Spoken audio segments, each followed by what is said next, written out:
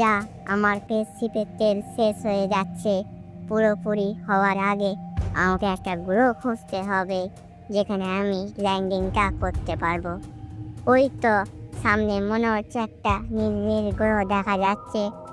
যাই, আমি ওই গ্রহটি যাই, ওখানে গিয়ে লোকের থেকে তেল নিয়ে নেবো। তারপর সেই এলিয়েনটা সোজা চলে গেল ওই নীল গ্রহটার দিকে ল্যান্ডিং করবার জন্য।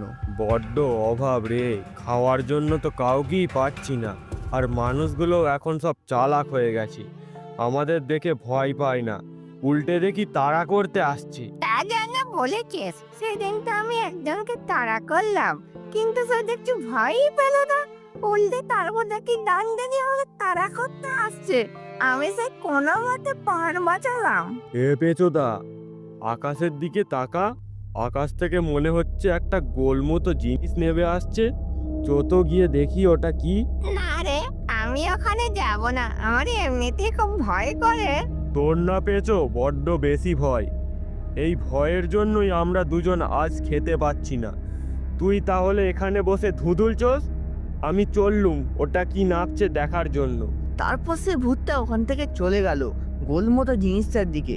ওখানে গিয়ে দেখতে পেল ওই গোলমতো জিনিস থেকে একটা জন্তুর মতো জিনিস নেবে ওইখানেই দাঁড়িয়ে আছে। এই তো আমি নেমে গেছি, এবার আমাকে খুঁজতে হবে। কাউকে দেখি সামনে পেলে ওর থেকে সাহায্য চাইবো। আমার হাতের যন্ত্রটা দেখি কাজ করছে কিনা, তাহলে ভালো সুবিধা হয় আমার। এই এলিয়েনটার হাতে একটা ঘড়ির মতো জিনিস ছিল। তারপর সেই এলিয়েনটা ওই ঘড়ির মতো জিনিসটার উপর হাত দিল এবং ঠিক তখনই ওই এলিয়েনটার সামনে থাকা একটা পাথর সে ছুঁড়ে ফেলে দিল সেই ঘড়ির মতো ডিভাইসটার মাধ্যমে। আর এইটা থেকে ভূতটা অবাক হয়ে গেল আর বলল, বাহ, এর গায়ে তো দেখছি সাংঘাতিক ক্ষমতা, একে তো আমার দলে যা হোক করে নিয়ে আসতেই হবে, তাহলে তো মানুষদেরকে ভয় দেখে খাবার আদায় করা সহজ হয়ে যাবে। তারপর সে ভূতটা সোজা চলে গেল এলিয়েনের কাছে আর তারপর সেইখানে গিয়ে এলিয়েনটাকে জিজ্ঞেস করলো, এই তুমি এখানে কি করছো একা একা? এটা কোন গ্রহ তুমি আমায় বলতে পারো? এটা হলো পৃথিবী গ্রহ। কেন, তোমার আবার কি হয়েছে? আমি বড্ড বিপদে পড়ে এখানে এসেছি, তুমি কি আমায় সাহায্য করতে পারবে? সাহায্য তো করতে পারবো, কিন্তু তার বদলে তোমাকে একটা মোটা ঋণ চোকাতে হবে। আমি সব ধরনের ঋণ চোকাতে রাজি আছি, তুমি খালি আমায় সাহায্য করো, না হলে আমি বাড়ি ফিরতে পারবো না। ব্যাটা তো মনে হচ্ছে খুব বড় বিপদে পড়েছে, ওকে একটু ভয় খাইয়ে দিলি তাহলেই মনে হয় আমার দলে সহজেই চলে আসবে। সাহায্য তো করতে পারবো, আমি ছাড়া তোমাকে আর সাহায্য করবেই বা কে? কারণ এখানে আমি একাই ভালো, আর বাদ বাকি তোমাকে যে সবাই খেতে চায়। না, আমাকে খেও না, আমি এত তাড়াতাড়ি প্রাণ হারাতে চাই না, আমাকে সাহায্য করো তুমি। তাহলে শোনো, আমি তোমার হাতের যন্ত্রটার কাজ দেখে নিয়েছি। এবার থেকে দুজন হাতের যন্ত্রটা দিয়ে লোককে ভয় দেখাবো আর সব জিনিস খেয়ে নেবো, আর তারপরেই তোমাকে সাহায্য করব। ঠিক আছে, আমি রাজি আছি। ওই এলিয়েনটার আর কিছু করার না থাকায় সে তখন ভূতের কথায় রাজি হয়ে যায়। ওই দেখো, দূরে একটা লোক দাঁড়িয়ে আছে, দেখেছো? দেখেছি তো, কেন, কি হয়েছে? ওর পাশে দেখেছো খাবারের বান্ডিল রাখা আছে?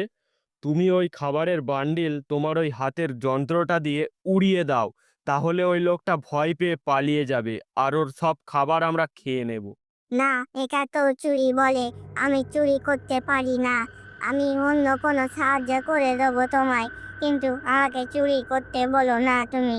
তুমি যদি চুরি না করো তাহলে ওই লোকগুলো তোমায় কেটে পিস পিস করে খেয়ে নেবে, বাকি তোমার মন। না, আমাকে খেও না, আমি রাজি আছি। এই তো, এই নিমাই ভট্টাচার্যের দোকান থেকে এক বান্ডিল খাবার কিনেছি। ছেলেপিলেগুলো বহুদিন ধরে বায়না করছিল, যা হোক আজকে ওদের বায়না পূরণ করতে পারবো। তারপর সে এলিয়েনটা লোকটার থেকে একটু দূরে গিয়ে দাঁড়ায় আর সে তার হাতে থাকা ঘড়িটা ওই খাবারগুলোর দিকে বাড়িয়ে দেয়। তার হাত বাড়াতে না বাড়াতেই সেই খাবারগুলো আস্তে আস্তে হাওয়াতে ভাসতে থাকে। ওই হাওয়াতে ভাসতে থাকা খাবারগুলো দেখে লোকটা তো বেশ ভয় পেয়ে যায়। ওরে বাবারে, এ তো খাবার উড়ছে! রাম রাম রাম রাম রাম, নিশ্চয়ই কোনো ভূতের কাজ! বাঁচাও বাঁচাও, কে কোথায় আছো, বাঁচাও! তারপর সেই লোকটা ভয় পেয়ে ওখান থেকে পালিয়ে যায়। তারপর সে ভূতটা বলে ওঠে, এই তো ভয় পেয়েছে লোকটা। এইবার ওই লোকটার জিনিসগুলো আমি সব খেয়ে নেবো। এবার থেকে আমায় আর খালি পেটে ঘুমোতে হবে না। আহ আহ আহ আহ আহ। আমি কি এটা ঠিক করলাম? আমি তো কিছু বুঝতে পারছি না। তখন এলিয়েনটার মনের ভেতরেও কিরম একটা অনুভূতি হতে থাকে, কিন্তু এলিয়েনটা কাউকেই কিছু বলতে পারে না, কারণ তার কাছে কিছুই করার নেই। তারপর থেকে ওরা দুজন মিলে লোকদেরকে এইভাবেই ভয় দেখাতে থাকে, আর ওদের ভয় দেখানোটা লোকমুখে প্রচার হয়ে যায় ভূতের তাণ্ডব নামে। বুঝলি গণেশ, দিন দিন এই ভূতের উৎপাত যেন বেড়েই চলেছে। কালকেও তো সৌম্যদার খাবার নিয়ে পালিয়েছে ভূতে, উড়িয়ে উড়িয়ে। কি করে এগুলো থামানো যায় বলতো? সে তো কাকা আমিও বুঝতে পারছি, কিন্তু আমি তো ভেবে উঠতে পারছি না যে কি করে এগুলোকে থামানো যায়। আমি তো লোক মুখে শুনলাম ওই পশ্চিমের বাগানে ওইখানেই নাকি ভূতটার বাস, ওইখানেই নাকি উৎপাতটা বেশি হচ্ছে। তাহলে কাকা চলো তো দেখিনি, আমি আর তুমি ওখানে গিয়ে পাহারা দিই আজকে। আমি আর কি পাহারা দেব? এই বুড়ো বয়সে আমাকে মারবি নাকি? আমি এই পাহারা টাহারা দিতে পারবো না। ঠিক আছে, আমি আজকে ওখানে একাই যাব, আর ওখানে গিয়ে দেখবো ব্যাপারটা কি হচ্ছে। তারপর গণেশ তার কথা মতো রাত্রিবেলা চলে যায় পশ্চিমের বাগানের দিকে, আর ওইখানে গিয়ে চুপটি করে দাঁড়িয়ে থাকে। শুধু ওইখানে গিয়ে সে ভূতের দেখা পায় না, সে আরও দেখতে পায় একটা এলিয়েনও বসে আছে ওখানে। আমি তোকে খাবার আজকের দিয়ে দিয়েছি, আর তোকে খাবার দিচ্ছি না। এই সব খাবার আমার, সব কিছুই খেয়ে নেব আমি। এবার তুই পালা এখান থেকে। এরম করো না, আমার যে বড্ড খিদে পেয়েছে, আমায় আর একটু খেতে দাও। তোকে আমি খেতে দিতে পারবো না, ভাগ এখান থেকে। তারপর সেই এলিয়েনটা ওখান থেকে টুকটুক করে অনেকটাই দূরে চলে আসে, আর বসে বসে বলতে থাকে, পৃথিবীবাসীটা বলল আমাকে সাহায্য করবে, কিন্তু সে তো আমাকে সাহায্য করছে না, আমায় দিয়ে খালি চুরি করাচ্ছে। এটা তো একটা এলিয়েন। কয় শুনি তো ভালো করে এলিয়েনটা কি বলছে। আমার পেশিপটা খারাপ হয়ে গেছে বলে আমি এখানে আটকে পড়ে আছি, আমাকে কেউ সাহায্য করছে না, পৃথিবীর কোনো লোকই ভালো নয়। তারপর গণেশ আস্তে আস্তে এলিয়েনটার কাছে চলে যায়, আর তারপর বলে, কে বললো তোমাকে সাহায্য করার মতো লোক নেই? আমি আছি তো, আমি তোমায় সাহায্য করব। কি তুমি কোথা থেকে এলে? আমি শুনেছি তো পৃথিবীর লোকেরা নাকি এলিয়েনদের খেয়ে নেয়। না, তুমি আমাকে খেও না। দূর, কে বললো তোমার এলিয়েনদের খেয়ে নেয় পৃথিবীর লোক? ওই তো ওই লাল জামা লোকটা বললো এখানকার মানুষরা নাকি এলিয়েনদের শুধুমাত্র খাওয়ার জন্য নিয়ে আসে। দূর, ও তোমায় মিথ্যে কথা বলেছে। ও হলো একটা ভূত, ও খালি লোকের ক্ষতি চায়, আর ওর পাল্লায় পড়েছে হচ্ছে তুমি। তাই ও তোমাকে বোকা বানাচ্ছে, আর তোমাকে দিয়ে খালি চুরি করাচ্ছে। লোকটা তাহলে আমায় এত দিন ধরে বোকা বানাচ্ছিল, দাঁড়াও ওর দেখাচ্ছি আমি মজা।